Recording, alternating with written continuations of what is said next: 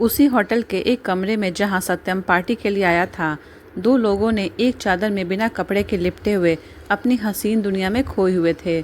उस लड़की की सिसकियां और आहें पूरे कमरे में गूंज रही थी, जिस वजह से उसके ऊपर लेटा लड़का और एक्साइटेड हो रहा था और उसे पूरे वाइल्ड तरीके से लड़की को प्यार कर रहा था। लगभग 2 घंटे के बाद वो लड़का लड़की के ऊपर से हटकर उसके साइड में ही लेट जाता है। दोनों इस तरह पसीने से भीगे हुए थे, उनकी सांसें तेज चल रही थी। ये कोई और नहीं आदिश मेहरा और सोना मेहता थे। आदिश ने खुद की पड़ी हुई सांसों और धड़कनों को शांत किया और सोना के बालों में हाथ फेरते हुए बोला, तो बताओ जान, क्या पता चला है तुम्हें? सोना, उस सत्यम की जिंदगी में कोई लड़की है।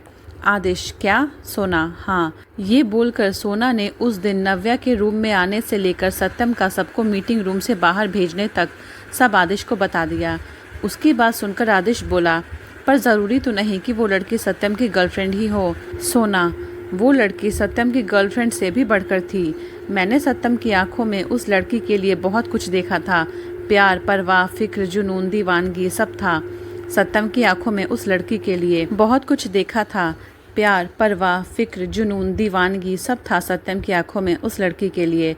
और वैसे भी जिस इंसान ने आज तक किसी लड़की को अपने नज़दीक तक आने नहीं दिया और जिसने कोशिश की उसका नामो निशान तक मिट गया, वो सत्यम किसी लड़की का अपने गोद में बैठने से गुस्सा करने के बजाय उस लड़की की फिक्र कर रहा था। तो कुछ तो ज़रूर होगा दोनों के बीच। आदिश उसकी बातें गौर से सुन रहा था। सोना की बात पूरी होने के बाद आदिश बोला, तो तुम्हें पता है वो लड़की कौन थी? सोना, नहीं, मैंने उसका चेहरा अच्छे से नहीं देखा। सत्यम ने उसे पूरी तरह से अपनी बाहों में छुपा लिया था, जिससे उसका चेहरा अच्छे से दिखाई नहीं दे रहा था। आदिश, तो फिर पता करो वो लड़की कौन है। अगर वो लड़की सत्यम के लिए खास है तो उसे सत्यम से अलग कर। सत्यम को तकलीफ में देखकर मुझे बहुत अच्छा लगेगा। तुम जल्दी से पता लगाओ कि वो लड़की कौन है।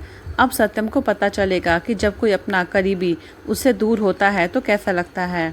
ये बोलकर वो इंसान हंसने लगता है। वहीं सोना भी मुस्कुरा रही थी। वहीं सत्यम और नव्या इन सब बातों से बेखबर एक दूसरे की बाहों में सो रहे थे। अगली सुबह सत्यम की नींद खुली तो नव्या उसके पास नहीं थी। सत्यम उसे अपने आसपास ना देखकर हड़बड़ा गया। वो जल्दी से उठा और पूरा रूम चेक किया, फिर बाथरूम पर नव्या कहीं नहीं थी। अचानक सत्यम को पीछे गार्डन से आवाज़ें आने लगी। सत्यम बालकनी में गया और नीचे देखा तो गार्डन में नव्या, शिवी और राहुल खेल रहे थे। नव्या और शिवी आगे आगे भाग रही थी, वहीं राहुल उनके पकड़ने के लिए उनके पीछे भाग रहा था। अविनाश जी और आकाश वहीं बैठे सबको खेलते हुए देखकर मुस्कुरा रहे थे। सत्यम ने जब अपनी जान को ऐसे खिलखिलाते हुए हंसते देखा तो वो भी मुस्कुरा दिया। नव्या हंसते हुए बहुत प्यारी लग रही थी। सत्यम जल्दी से रूम से बाहर आया और अपनी टी शर्ट पहनकर नीचे चला गया। वहीं राहुल अब भी उनके पीछे भाग रहा था। अचानक उसका ध्यान वहां रखे पाइप पर गया, जिसमें से एक माली पानी वहां लगे पौधों में डाल रहा था। राहुल भागकर गया और उसने वो पाइप उठाया और उसे नव्या और शिवी दोनों की तरफ कर दिया। दोनों पानी से बचने के लिए इधर उधर भाग रही थी, पर वो जिधर जाती राहुल उधर ही पाइप कर देता। पानी की वजह से वहां की पूरी मिट्टी गीली हो चुकी थी। अचानक नव्या का पैर वहां फिसला। वो गिरती उससे पहले ही किसी 2 मजबूत हाथों ने उसे पकड़ लिया। नव्या ने गिरने के डर से अपनी आंखें बंद कर ली थी। वही सत्यम एकटक उसे देख रहा था। नव्या के चेहरे पर पानी की बूंदें ऐसे लग रही थी जैसे सुबह सुबह किसी ताज़े खिले गुलाब पर ओस की बूंदें हों। सत्यम की नज़र नव्या के होठों पर अटक गई।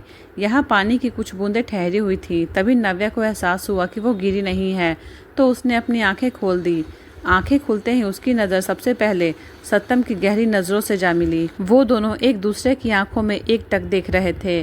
तभी राहुल भागकर उन दोनों के पास आया और बोला, आप ठीक हो भाभी? आपको कहीं लगी तो नहीं?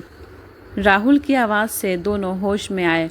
सत्यम ने नव्या को सीधे खड़ा किया। तभी उसकी आंखें, जिसने थोड़ा टाइम पहले सिर्फ प्यार था, अब उसमें सिर्फ गुस्सा भर चुका था। सत्यम ने नव्या को देखा, जिसके कपड़े भीगने की वजह से गीले होकर उसके बदन में चिपक गए थे। सत्यम ने अपने आसपास देखा तो सभी गार्ड्स नव्या और शिवी को ही देख रहे थे, क्योंकि दोनों के कपड़े उसके बदन में चिपके हुए थे। सत्यम ने घूरकर सभी गार्ड्स को देखा तो सबने अपनी नजरें नीचे कर ली या फिर दूसरी तरफ घुमा ली। राहुल सत्यम को गुस्से में देखकर घबरा गया। सत्यम ने नव्या को खींचकर अपनी बाहों के घेरे में ले लिया। उसने फटाफट अपनी टी शर्ट उतारी और नव्या को पहना दी। राहुल को अब समझ आ रहा था कि क्यों सत्यम गुस्से में है।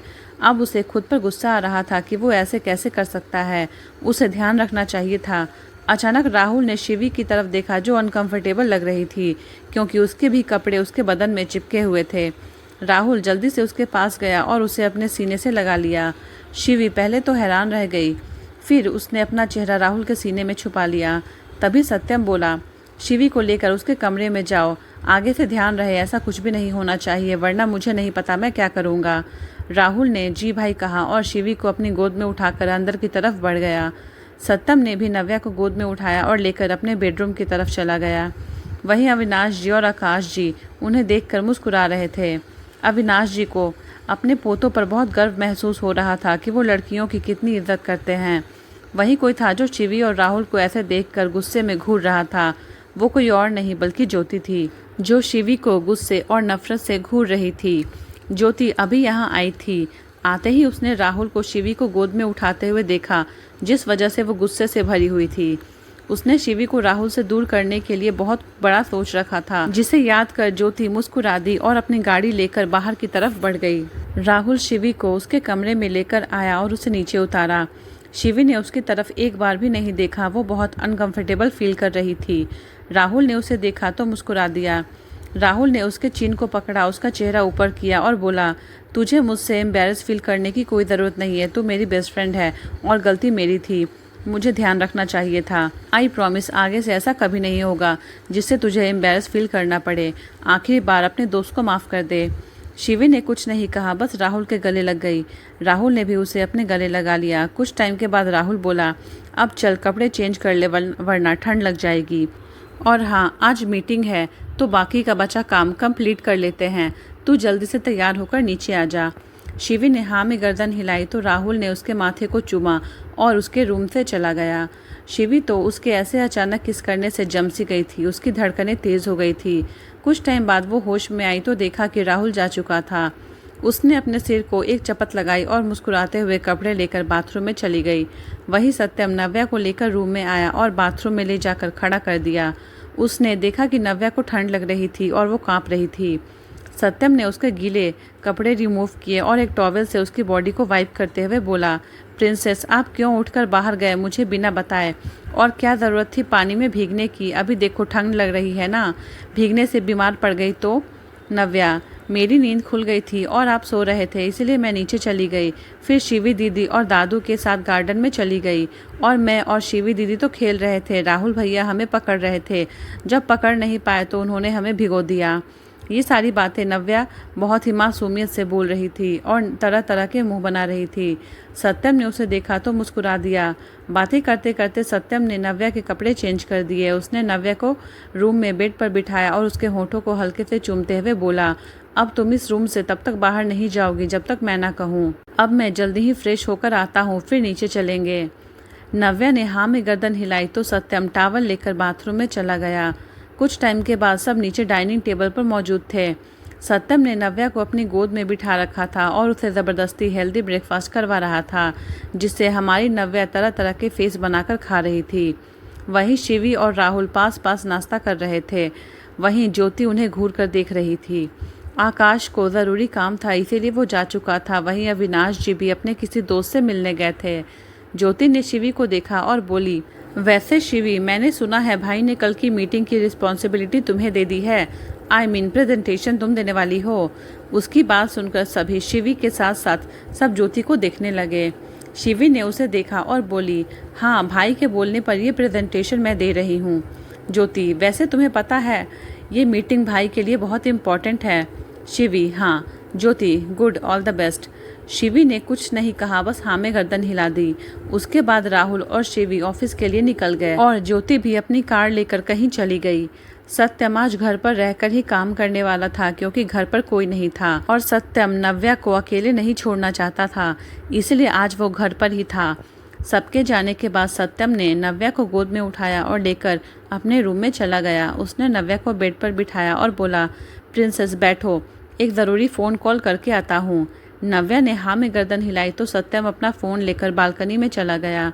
उसने किसी को फ़ोन लगाया और बोला, कुछ पता चला? आगे से कुछ कहा गया तो सत्यम बोला, नज़र रखो उस पर, उसे प्रिंसेस के बारे में कुछ भी पता नहीं चलना चाहिए। सत्यम ने कुछ टाइम और फ़ोन पर बात की। बात करते टाइम उसका ध्यान नव्या पर ही था, जो बेड पर बैठे बैठे यहाँ वहाँ देख रही थी और अलग अलग तरह के फेस बना रही थी, जिससे सत्यम को उस पर बहुत प्यार आ रहा था। सत्यम ने बात कर फ़ोन रखा और नव्या के पास आकर बोला, क्या हुआ प्रिंसेस?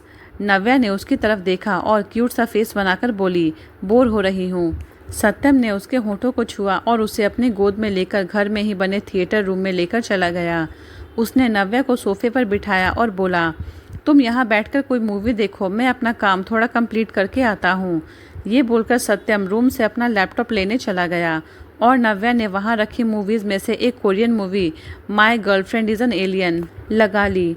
सत्यम आया और उसके पास बैठकर अपना काम करने लगा। नव्या मूवी देखने लगी। मूवी देखते टाइम वो बहुत हंस रही थी। कुछ टाइम बाद नव्या की आवाज़ आनी बंद हो गई। सत्यम ने उसकी तरफ देखा तो वो एक टक टीवी को देख रही थी। सत्यम ने टीवी की तरफ देखा तो उसमें एक किसिंग सीन चल रहा था।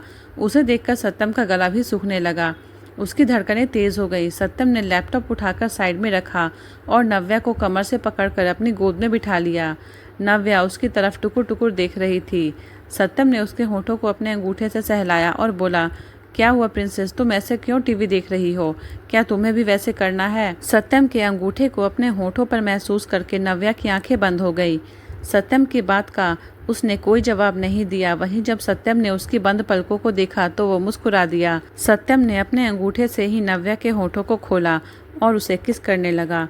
नव्या की पकड़ सत्यम के कंधों पर कस गई। सत्यम का एक हाथ नव्या की कमर पर था, जो धीरे धीरे अब उसकी कमर से पीठ पर मूव कर रहा था, और उसका दूसरा हाथ जो नव्या के चेहरे को थामे हुए था, वो धीरे से नव्या के पूरे जिस्म पर घूम रहा था, जिसे महसूस करके नव्या सिहर गई।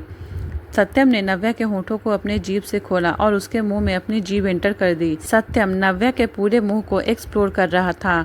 नव्या को ऐसा लग रहा था कि आज सत्यम उसे निगल ही जाएगा। सत्यम अब उसे फ्रेंच किस कर रहा था। जब नव्या को सांस लेने में दिक्कत हुई तो सत्यम ने उसके होठों को स्मूच कर छोड़ दिया। नव्या गहरी गहरी सांसें ले रही थी। दोनों की सांसें आपस में जुड़े हुए थे। दोनों की धड़कनें बढ़ी हुई थी। सत्यम ने नव्या की पीठ को सहलाया और अपनी बढ़ी हुई सांसों को काबू करते हुए बोला, प्रिंसेस, मुझे तुम्हें प्यार करना है। क्या मैं?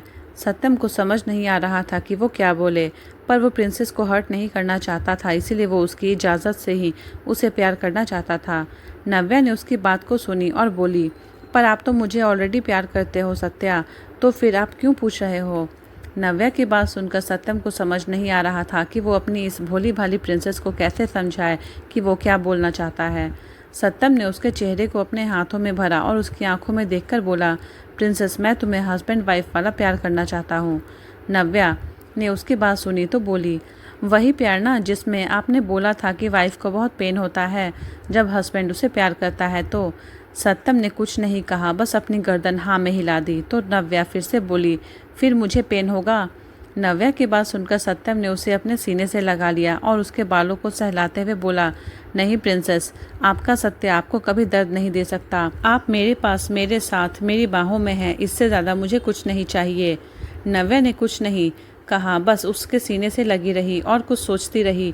तभी सत्यम ने उसे अपनी गोद में अच्छे से बिठाया और बोला, अच्छा चलो हम दोनों मूवी देखते हैं।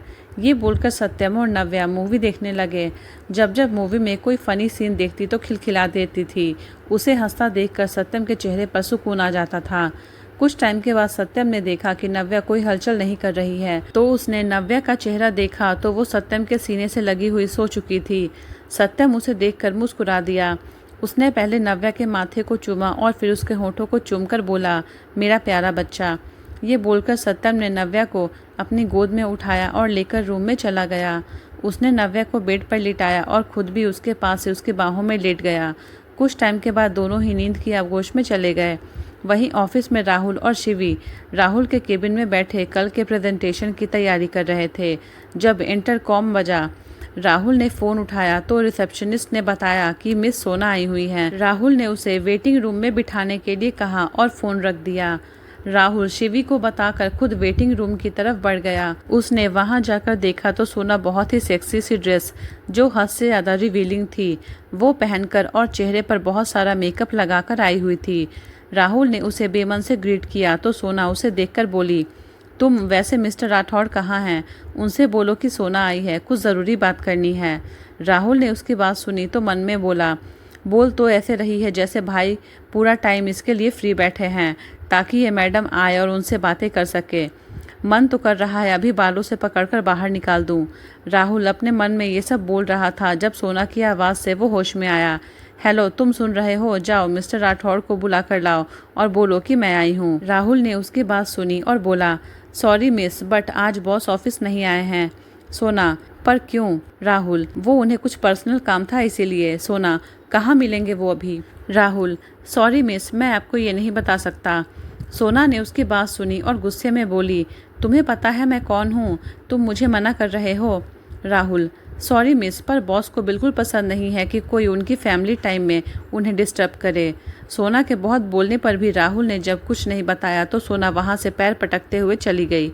राहुल भी अपने केबिन की तरफ बढ़ गया। राहुल जब अपने केबिन में आया तो उसने शिवी की तरफ देखा तो उसकी आंखें देख परेशान होकर बोला, राहुल, शिवी क्या हुआ तुझे? तू रो क्यों रही है? किसी ने कुछ कहा क्या?